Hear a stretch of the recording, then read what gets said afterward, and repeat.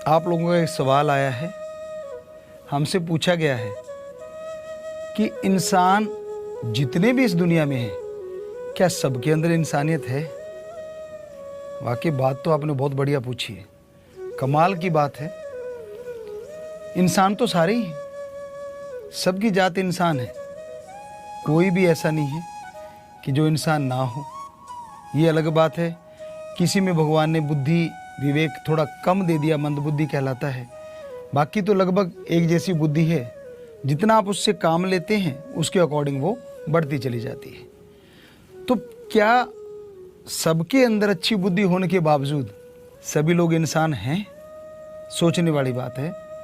नहीं, इंसान का भेष तो हर कोई धारण किए हुए है, लेकिन सभी इंसान नहीं है। इंसान का एक भेष जरूर है। कैसे?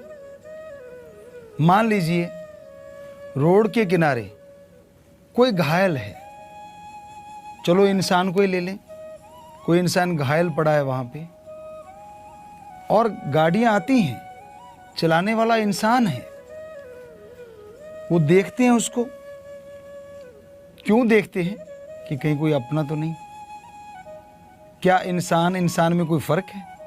हम सब एक ही मालिक की औलाद हैं, लेकिन नहीं, अपने का मतलब पारिवारिक या कोई रिश्तेदार। और फिर एक्सीलेटर दबाते हैं, वो बेचारा तड़फता रह जाता है। क्या ये इंसानियत है? कई बार ऐसा होता है, कोई किसी को मार रहा होता है, पीटता है, और आप मोबाइल निकाल के उसकी वीडियो बना रहे होते हैं। क्या ये इंसानियत है? क्या ऐसे इंसान कहें? इंसान का काम तो किसी के दुख दर्द को देख के उसके दुख दर्द में शामिल होना, और हो सके तो उसके दुख दर्द को दूर करने की कोशिश करना। इसका नाम इंसानियत है। लेकिन ये बहुत कम पाया जा रहा है। अब आपने इंसान को देखा कि तड़पते इंसान को छोड़ के लोग कैसे आगे बढ़ जाते हैं। एक आपको इसके साथ उदाहरण देते हैं। राजस्थान में हमने देखा, हमारे वहां पे नील गाय, मिर्ग, हिरण काफी आया करते थे। तो होता क्या था, अब किसानों की फसल खा जाते थे तो किसान कांटेदार तार लगा देते थे। पर वो पशु हैं, कहीं ना कहीं से जैसे पानी लगाते हैं, वो नक्का है, वो जगह खाली है तो वहीं से घुस गए अंदर।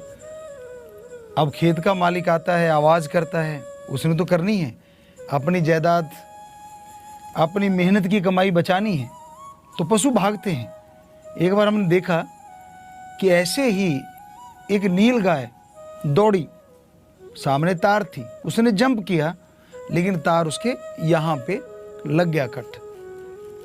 हमें बड़ा दुख लगा और उसके पीछे पीछे हो लिए कि देखते हैं ये कहाँ जाती है, क्या होता है।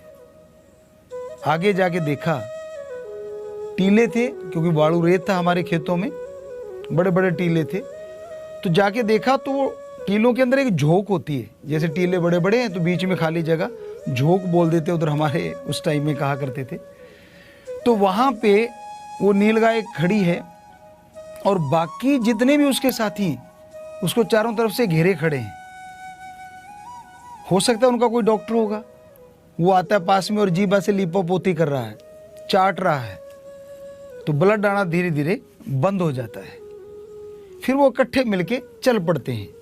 तो ये सीन आपने सुना और देखा, हमारी आंखों देखी बात। और इससे पहले हमने क्या बताया कि एक इंसान रोड पे घायल पड़ा है, और उसके जात वाले उसे देख देख के गाड़ियां भगाए जा रहे हैं, दौड़ाए जा रहे हैं। तो बड़ा अजीब लगता है। अब आप ये बताइए कि इंसान को इंसान कहें या हैवान? हैवान यानी पशु तो हमदर्दी जताते हैं, वो तो एक दूसरे का साथ दे रहे हैं। लेकिन इधर इंसान देख के स्पीड बढ़ा रहा है, गाड़ियां दौड़ाया जा रहा है, कोई उसे उठाता नहीं। तो बुरा ना मानिएगा, इंसान की शक्ल में ऐसे लोग हाथ जोड़ के कह रहे हैं, बुरा मत मानना, इंसान की शक्ल में हैवानियत है, ये पशुपन है। नहीं, गलत कह दिया, क्योंकि पशु तो सही कर रहे हैं, वो तो जाके अपने साथी का साथ दे रहे हैं। तो फिर कौन सा नाम दें ऐसे लोगों का? बेहद स्वार्थी और जिनके अंदर इंसानियत नाम की कोई चीज ही नहीं है। बेरहमी, बड़े नाम हैं, लेकिन आज के समाज में इंसान अपने आप को ऐसे शब्दों से नवाजते हुए शायद बुरा मान जाए, लेकिन सच तो सच है ना, हकीकत तो हकीकत है। तो इंसानियत का मतलब क्या है? एक बार हम किसी यूनिवर्सिटी में चले गए, सत्संग करते करते, शायद अमरावती था वो एरिया, महाराष्ट्र का था या मध्य प्रदेश का, अब ख्याल में नहीं। तो काफ़ी पढ़े लिखे बच्चे वहाँ पे आए और कहने लगे, गुरुजी आप कोई हमसे सवाल पूछिए, हम सब बता देंगे, साइंस के पढ़ने वाले हैं। तो हमने कहा बेटा ठीक है, बताइए इंसानियत किसे कहते हैं? तो कहने लगे, गुरुजी एक है तो इंसान है, ज़्यादा है तो इंसानियत है। हमने कहा वाह, क्या कहना आपका? कहते फिर और क्या मतलब हुआ? यही तो मतलब है। हमने कहा इंसानियत हमारी जात है, मानवता, और वही आपको पता नहीं है। कहले गुरुजी आप बताइए फिर किसे कहते हैं इंसानियत? तो इंसानियत, मानवता का मतलब है किसी को भी दुख दर्द में तड़पता देख के उसके दुख दर्द में शामिल होना और उसको ऐसा करना जिससे उसका दुख दर्द दूर हो जाए, अपनी बातों से, या उसका इलाज करवाइए, या फिर किसी भी तरह से उसे हॉस्पिटल पहुंचा दीजिए अगर वो घायल है। किसी को दुखी देख के जो ठहाके लगाते हैं, किसी को दुखी देख के जो खुशी मनाते हैं, वो इंसान नहीं, हमारे धर्मों में उन्हें शैतान या राक्षस कहा जाता है। तो अपनी जात को बदनाम मत कीजिए। इंसान हैं तो इंसानियत को जिंदा रखिए, और इंसानियत जिंदा रहेगी तभी जब इंसानों वाले कर्म करेंगे। और भी कर्म है, जैसे देखा जाए तो हमारे धर्मों में इंसान को सबसे बड़ा माना गया है, इंसान को सर्वश्रेष्ठ कहा गया है। क्यों? अगर खाता इंसान है तो खाते तो जीव जंतु पशु भी हैं। बाल बच्चे इंसान पैदा करता है तो वो तो पशुओं के भी होते हैं। घर इंसान बनाता है, वो तो पक्षी जानवर सब बनाते हैं। फिर धर्मों में सर्वश्रेष्ठ क्यों कहा गया? किस लिए कहा गया? अभी और भी बात है, कई मामलों में पशु आगे हैं। पशुओं के जीते जी मलमूत्र खाद के काम आता है, वो दूध देते हैं जिसे हम लोग पीते हैं, वो भी काम आता है। और मरणोपरांत हड्डियां, मांस, चमड़ा सब किसी न किसी के काम में आ जाता है। लेकिन इंसान का तो जीते जी गंदगी संभालने में बड़ी मुश्किलें आ रही हैं। कैसे संभाला जाए? सीवरेज हैं, बड़ा कुछ किया जा रहा है, लेकिन बड़ी मुश्किल है।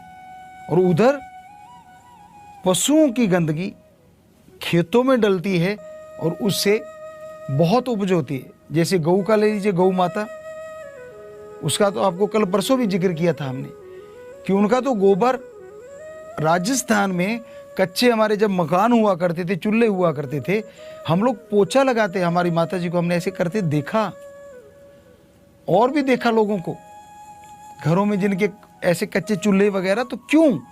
क्योंकि उससे बैक्टीरिया, वायरस खत्म हो जाते हैं।